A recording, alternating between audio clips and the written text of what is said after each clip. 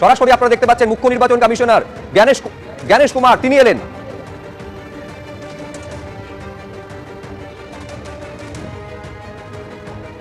জ্ঞানেশ কুমার মুখ্য নির্বাচন কমিশনার তিনি এলেন, আসন গ্রহণ করলেন। আর এইবার সাংবাদিক বৈঠক শুরু হচ্ছে। সরাসরি কথা বলবো বিজেন্দ্র সিংহ।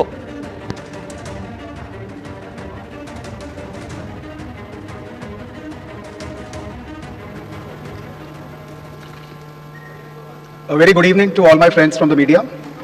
I welcome you all to Election Commission of India's press conference on Special Intensive Revision.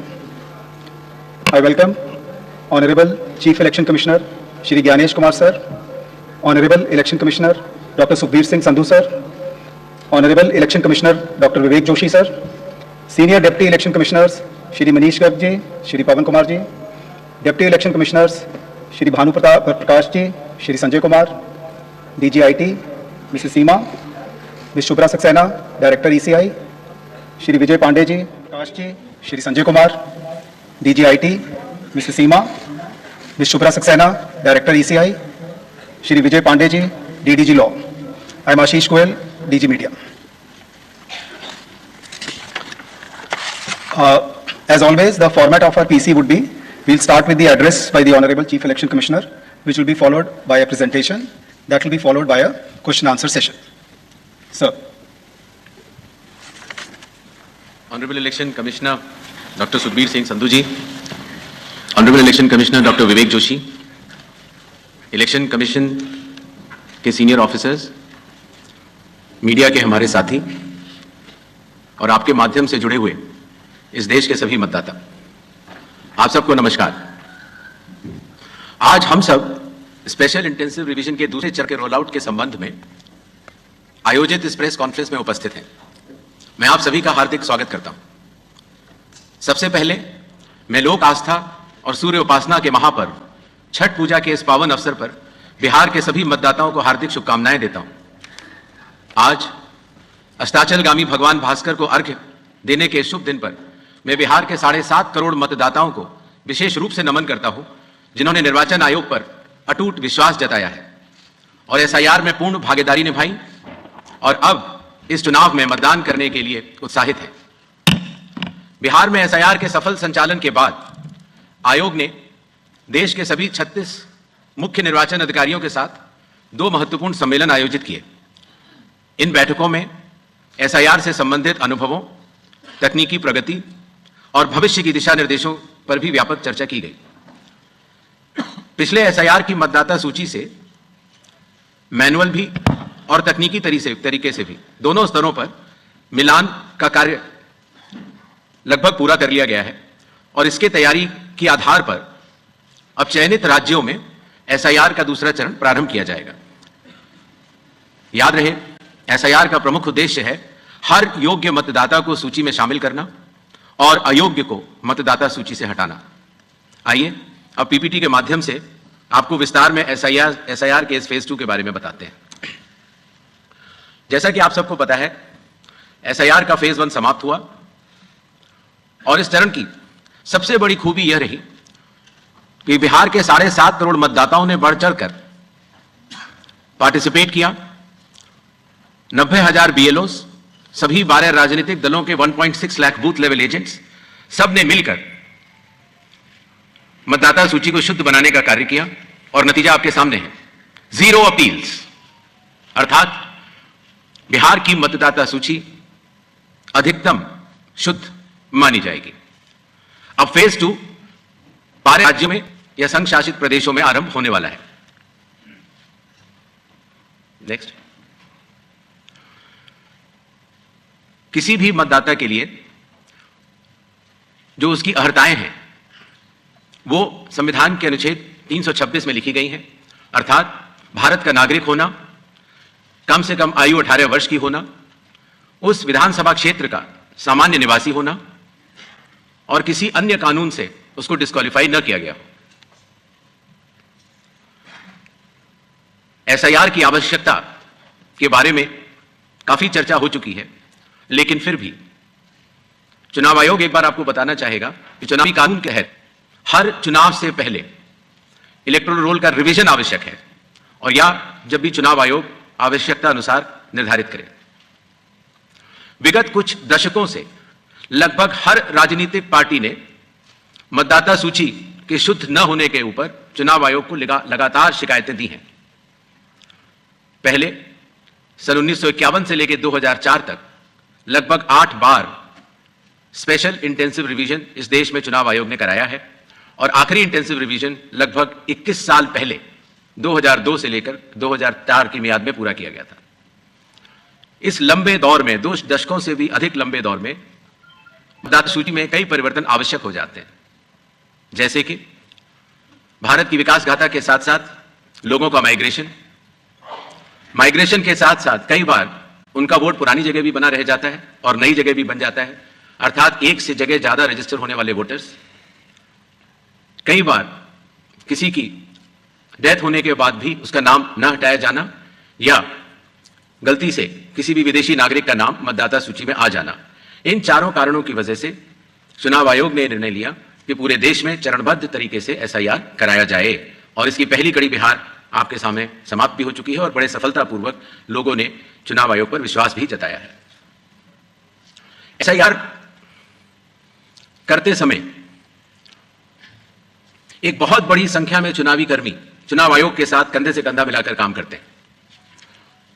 आपको पता होगा कि लगभग हर 1000 वोटर के ऊपर एक पोलिंग स्टेशन औसत तौर पर हो जाता है। हर पोलिंग स्टेशन पर एक सरकारी कर्मचारी बूथ लेवल ऑफिसर के तौर पर कार्य करता है। एक विधानसभा क्षेत्र में 300 या 400 के बीच में लगभग पोलिंग स्टेशंस होते हैं और हर विधानसभा क्षेत्र में एक इलेक्टोरल रजिस्ट्रेशन ऑफिसर होते हैं, वो भी सरकारी कर्मचारी होते हैं और एसडीएम के स्तर के होते हैं और उनके अंडर में ये सारे बीएलओज कार्य करते हैं। इलेक्टोरल रजिस्ट्रेशन ऑफिसर को सहायता करने के लिए assistant electoral officer registration officers भी होते हैं, जो कि लगभग हर तहसील में एक या उससे अधिक होते हैं। ईआरओ एक सब डिविजनल मजिस्ट्रेट के लेवल का अधिकारी होता है, जिसकी कानूनी जिम्मेदारी होती है कि वो मतदाता सूची ड्राफ्ट तैयार करे, जनमानस से मिले हुए क्लेम्स एंड ऑब्जेक्शंस को रिसीव करे और उनके ऊपर एक निर्णय ले और उसके बाद एक फाइनल मतदाता सूची प्रकाशित करे। ईआरओ के इस निर्णय के बाद, अर्थात फाइनल मतदाता सूची प्रकाशित करने के बाद, अगर किसी भी सिटीजन ऑफ इंडिया को, उस विधानसभा क्षेत्र में रहने वाले किसी भी मतदाता को अगर कोई भी इलेक्टोरल ऑफिसर के पास तो वो अपनी सेकंड अपील दायर कर सकता है। यह मैं इसलिए आपको बता रहा हूं कि बिहार में सभी राजनीतिक दलों के साथ मिलकर जब एसआईआर हुआ, उसके बाद जो जिला मजिस्ट्रेट्स के पास अपील आई 38 जिलों में, वह 0 थी। अर्थात ईआरओ और इलेक्टर्स ने मिलकर और बूथ लेवल एजेंट्स ने मिलकर बहुत ही अच्छा काम किया। एसआईआर के समय ईआरओज और एईआरओज मिलकर सबसे पहला जो काम करेंगे वो इन्यूमरेशन फॉर्म्स को प्रिंट करेंगे। जिन राज्यों में एसआईआर हो रहा है या अभी होने वाला है, उनकी मतदाता सूची आज रात को 12 बजे फ्रीज कर दी जाएगी और उन हर मतदाता को जिसका नाम उस सूची में है, उसको एक यूनिक इन्यूमरेशन फॉर्म प्रिंट करके बीएलओ उसके घर देने जाएंगे। इन्यूमरेशन फॉर्म में वो आवश्यक डिटेल्स होंगे जो कि आज की मतदाता सूची में हैं। जब बीएलओ फॉर्म्स डिस्ट्रीब्यूट करना शुरू करेंगे एग्जिस्टिंग इलेक्टर्स को, उसके बाद इन्यूमरेशन फॉर्म में जिसका भी नाम है वो उसको लिंक करने का प्रयास करेंगे कि क्या उन्हीं का नाम 2003 की सूची में था। अगर था तो उनको कोई भी कागज और नहीं देने होंगे। इसी तरीके से अगर उनका नाम स्वयं नहीं था, उनकी दादा माता जी का नाम था, तो भी उनको कोई और कागज नहीं देने होंगे। तो ये लिंकिंग और मैचिंग बिहार, जब हमने एसआईआर किया था तो सिर्फ बिहार की अवेलेबल थी और आज पूरे देश की 2002 से 4 में हुए एसआईआर की मतदाता सूची जो लिंक दिया गया है voters.eci.gov.in पर कोई भी देख सकता है और इस मैचिंग को स्वयं भी कर सकता है। बीएलओज, बूथ लेवल ऑफिसर्स एसआईआर की प्रमुख कड़ी होते हैं। जब वो घर जाते हैं तो कई बार ऐसा भी हो सकता है कि किसी और व्यक्ति की उम्र उस घर में 18 साल के ऊपर की हो गई हो, तो हाथ की हाथ उसी समय वो उनका फॉर्म 6 भी भरवा लेंगे और डिक्लेरेशन भी ले लेंगे और उसकी मैचिंग और लिंकिंग भी पुराने एसआईआर से कर लेंगे। कई बार हमारे मतदाता अगर पढ़ने या लिखने में उनको दिक्कत है तो बूथ लेवल ऑफिसर उनको इन्यूमरेशन फॉर्म भरने में मदद भी करेगा, और मदद करने के बाद इस तरह के सारे इन्यूमरेशन फॉर्म्स मैचिंग और लिंकिंग करने के बाद वो ईआरओ और एईआरओ को जमा करेगा। कई बार एक बार जब बूथ लेवल ऑफिसर घर जाता है तो या तो कुछ मतदाता अवेलेबल नहीं होते या कहीं गए होते हैं, और या उनको मैचिंग या लिंकिंग करने में कोई समय लग रहा हो, तो ऐसे केस में बूथ लेवल ऑफिसर्स दूसरी बार भी जाएंगे और तीसरी बार भी जाएंगे। 3 बार हर बीएलओ हर घर जाएगा। जो प्रवासी लोगों की समस्या को हटाने के लिए, जो राज्य से कुछ समय के लिए बाहर गए हैं लेकिन वहीं के सामान्यतः रहने वाले हैं, वो ऑनलाइन भी भर सकते हैं, और खास तौर से कई बार अर्बन वोटर्स को, क्योंकि उनके दिन के समय ही ऑफिस आवर्स रहते हैं, तो वो भी ऑनलाइन भर सकते हैं। बूथ लेवल ऑफिसर का यह भी कार्य होगा कि जब वो इन्यूमरेशन फॉर्म देता है तो इन्यूमरेशन फॉर्म दस्तखत करके मतदाता को वापस भी करना होता है। तो अगर मतदाता की मृत्यु हो चुकी हो, या वो स्थायी रूप से प्रवास कर चुका हो, या वो एक से जगह ज्यादा रजिस्टर हो गया हो, तो वो उस जगह दस्तखत नहीं कर पाएगा, और ऐसे लोगों की शिनाख्त करना भी बीएलओ की जिम्मेदारी है। एक बात मैं फिर कहना चाहता हूं कि जो मतगणना, वो इन्यूमरेशन फॉर्म की जो फेज होगी, उसमें किसी भी व्यक्ति से किसी और कागज की आवश्यकता नहीं होगी, बस उन्हें अपनी मैचिंग या लिंकिंग दिखानी होगी कि 2003 में किसके साथ है। नेक्स्ट, सारे फॉर्म्स मिलने के बाद ईआरओ और एईआरओ ड्राफ्ट सूची प्रकाशित करेंगे। ड्राफ्ट सूची में उन्हीं मतदाताओं का नाम होगा जिनके इन्यूमरेशन फॉर्म्स वापस मिल गए। जिन मतदाताओं की मैचिंग या लिंकिंग नहीं हो पा रही है, 2003 में कहां थे, 2003 में आपके माता पिता भी नहीं थे या कोई भी नहीं था, ऐसे लोगों को भले ही उनका इन्यूमरेशन फॉर्म मिल गया हो, लेकिन नोटिस जारी करेगा ईआरओ और एईआरओ, और नोटिस जारी करने के बाद फिर वो उनकी एलिजिबिलिटी डिसाइड करेगा, इंक्लूड करने के लिए या एक्सक्लूड करने के लिए, बेस्ड ऑन इंडिकेटिव डॉक्यूमेंट्स, जो मैं आगे बताऊंगा। ईआरओस और एईआरओ की यह जिम्मेदारी होगी कि कोई भी योग्य मतदाता छूटे ना, और कोई भी अयोग्य मतदाता सूची में अंदर ना आ पाए। ईआरओ के फैसले के खिलाफ कानूनी तौर पर जिला मजिस्ट्रेट के पास एक अपील होती है, जो मैंने आपको बताया, और जिला मजिस्ट्रेट के फैसले के खिलाफ चीफ इलेक्टोरल ऑफिसर के पास भी सेकंड अपील होती है। जो प्री इन्यूमरेशन फेज है, जो आज रात को 12 बजे से शुरू होगा, उसमें कंप्यूटर मैचिंग और लिंकिंग पिछले एसआईआर से ईसीआई नेट के जरिए की जा रही है, उसको आगे बढ़ाया जाएगा। मैनुअल मैचिंग और लिंकिंग काफी हद तक बूथ लेवल ऑफिसर्स ने इन राज्यों में कर ली है, और ट्रेनिंग जो ईएस की है, ईआरओस की है और डीओस की है। हालांकि काफी ट्रेनिंग हम लोग यहाँ ट्रिपल आईडीएम में कर चुके हैं, बट एक बीएलओ, ईआरओ, डीओ की ट्रेनिंग कल से शुरू होगी।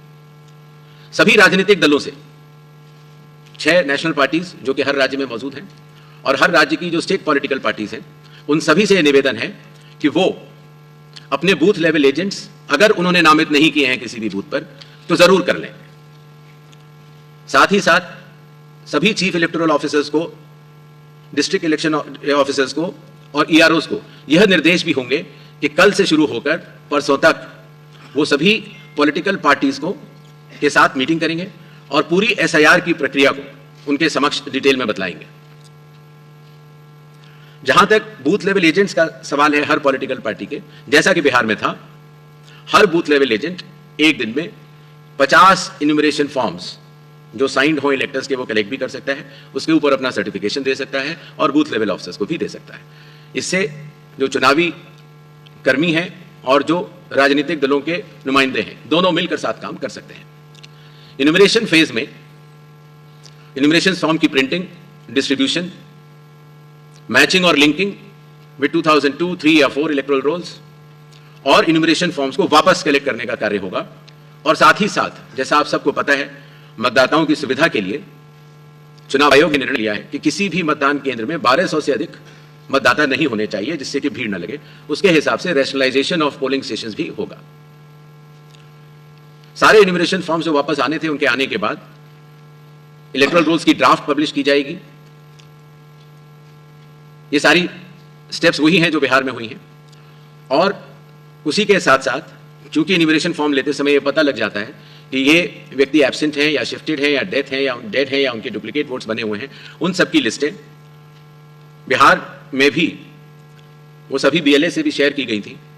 पंचायत या पब्लिक ऑफिसेज के नोटिस बोर्ड पर भी लगाई जाएंगी और सीईओ के वेबसाइट पर भी अवेलेबल होंगी, जिससे कि कोई भी व्यक्ति एपिक नंबर लगा के देख सकता है कि उसका, जैसे पिताजी का नाम अगर उसकी मृत्यु हो गई है तो वहीं पर है कि नहीं।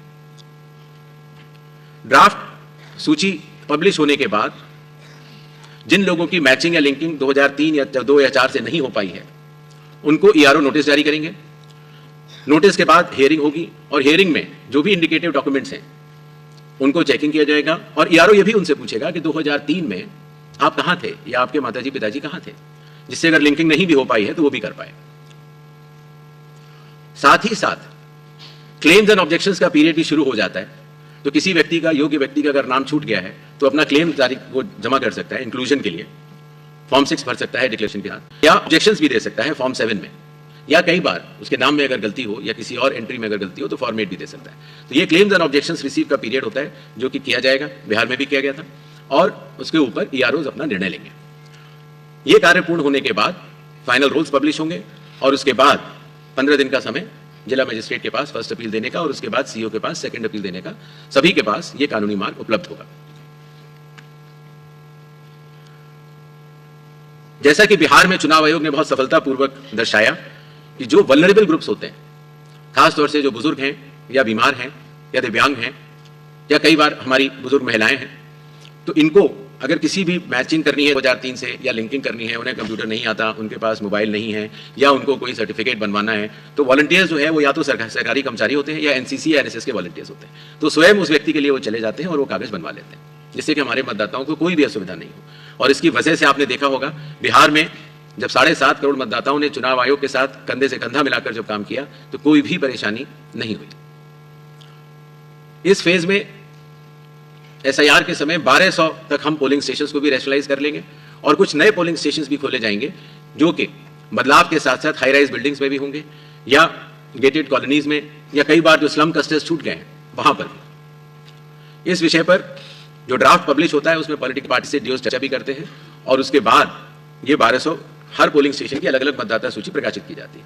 यह ध्यान रखना होगा कि एक बूथ पर एक फैमिली के या एक घर पर रहने वाले सभी लोगों का नाम एक ही जगह आ जाए, उससे मतदाताओं को बहुत सुविधा होती है और बिहार में इसमें काफी लोगों ने मिलकर अच्छा काम किया। जो बिहार का एसआईआर हम लोगों ने कराया उससे चुनाव आयोग को यह भी समझ में आया कि इन्यूमरेशन फॉर्म में एक छोटा सा परिवर्तन करना आवश्यक है, अर्थात जहां रेड बॉक्स आप देख रहे हैं वहां डिटेल्स ऑफ प्रीवियस एसआईआर है, अर्थात 2003 में अगर आप स्वयं थे तो उसके डिटेल्स भर दें या 2003 में आपके पिताजी या चाचा या कोई भी उस जनरेशन के थे उनका भर दें, जिससे एक मिलान सरल हो जाए। जो इन्यूमरेशन फॉर्म दिया जाएगा उसमें काफी चीजें प्री प्रिंटेड होंगी, मतदाता का नाम, उसका एपिक नंबर, उसका पता, सीरियल नंबर, पार्ट, कौन सी असेंबली है और उसका पुराना फोटो। एक क्यूआर कोड भी दिया जाएगा जिससे कि उस क्यूआर कोड को स्कैन करके आप स्वयं देख सकते हैं। सभी मतदाताओं से चुनाव आयोग का यह आग्रह रहेगा कि जहां पेस्ट करेंट फोटो लिखा हुआ है वहां पर अपनी नई और रंगीन फोटो, कलर्ड फोटो वहां पर अगर लगाएंगे तो जब भी आपका नया एपिक कार्ड बनेगा तो उसमें वो फोटो लगाई जाएगी तो अच्छा लगेगा। शिनाख्त में भी आसानी होती है, बिकॉज कई बार वोटर कार्ड में लोगों के बहुत पुराने फोटो लगे हुए हैं। इन्यूमरेशन फॉर्म का ऐसा है जो रिप्रिंटेड के बाद नीचे आता है, उसमें ये डिटेल्स इलेक्टर्स को भरने होंगे। आधार नंबर बिहार में भी ऑप्शनल तरीके से चुनाव आयोग ने लिया था और इस बार भी आधार नंबर लिया जाएगा। फादर का नाम भी है, एपिक भी है, आपके स्पाउस, मदर, फादर का नाम भी है, डेट ऑफ बर्थ भी। जी, जो प्रीवियस एसआईआर के जो 2 खाते मैंने आपको बताए थे उसमें स्वयं का अगर नाम है तो पहला जो बाईं तरफ वाला बॉक्स है इसमें इलेक्टर का नाम, एपिक अगर उसका है उस समय तो, बिकॉज 2003 में कई लोगों के पास एपिक नंबर नहीं था। रिलेटिव का नाम, कई बार फादर का नाम होता है और रिलेशनशिप तो वहां पर फादर होगा, किस जिले में है। जैसे ही आप जिला लिख देंगे या स्टेट या एसी लिख देंगे तो जो सारी जो मतदाता सूची पूरे देश की अवेलेबल है 2003 में उससे सेलेक्ट करना और उससे मैचिंग करना बहुत आसान हो जाता है। इसी तरीके से अगर आपका नाम नहीं है 2002, 3 या 4 की मतदाता सूची में तो आप अपने फादर, मदर या जो भी उस श्रेणी के जो रिलेटिव्स हैं उनके डिटेल भर सकते हैं, तो उससे भी ये मैचिंग सरल हो जाती है।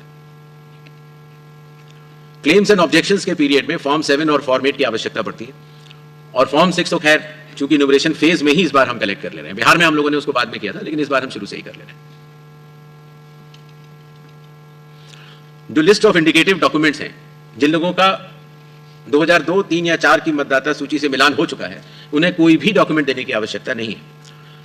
और जिन लोगों का मिलान नहीं हो पाया वो संख्या काफी कम रह जाती है। सिर्फ उन्हीं लोगों को ये इंडिकेटिव डॉक्यूमेंट्स देने होंगे जो बिहार में थे 11 वो, और आधार कार्ड नागरिकता का प्रमाण चूंकि नहीं है तो वो आइडेंटिटी पर्पस के लिए लोग दे सकते हैं। नेक्स्ट, ये वो 12 राज्य हैं जहां पर कल से SIR शुरू होने वाला है। Andaman and Nicobar island, union territory, state Chhattisgarh, Goa, Gujarat, Kerala, union territory Lakshadweep, Madhya Pradesh, Puducherry union territory, Rajasthan, Tamil Nadu, Uttar Pradesh, West Bengal, इन 12 राज्यों में कुल मतदाता 51 करोड़ के लगभग हैं। लगभग 5,33,000 बूथ लेवल ऑफिसर्स, इस कुल मतदाता 51 करोड़ के लगभग हैं। लगभग 5,33,000 बूथ लेवल ऑफिसर्स इस महान कार्य में अपना योगदान देंगे। लगभग 7,64,000 बूथ लेवल एजेंट्स जो पार्टीज द्वारा नामित हैं वो इसमें अपना योगदान देंगे, और लगभग 10,500 EROs और लगभग 321 कलेक्टर्स। ये पूरी चुनावी कर्मियों की जो टीम है वो इस SIR की फेज 2 में कार्य करेगी और इसको सफल बनाएगी। शेड्यूल, प्रिंटिंग और ट्रेनिंग का कार्य कल से शुरू होगा और 3 नवंबर तक चलेगा। हाउस टू हाउस इन्यूमरेशन 4 नवंबर से 4 दिसंबर तक। Publication of draft electoral rules 9 December 2025। Claims and objections का पीरियड 9 दिसंबर 2025 से लेकर 8 जनवरी 2026। जिन लोगों को नोटिस जाएंगे उनकी हियरिंग और वेरिफिकेशन का समय 9 दिसंबर से 31 जनवरी तक होगा, और फाइनल इलेक्टोरल रोल्स 7 फरवरी 2026 को प्रकाशित किए जाएंगे। धन्यवाद।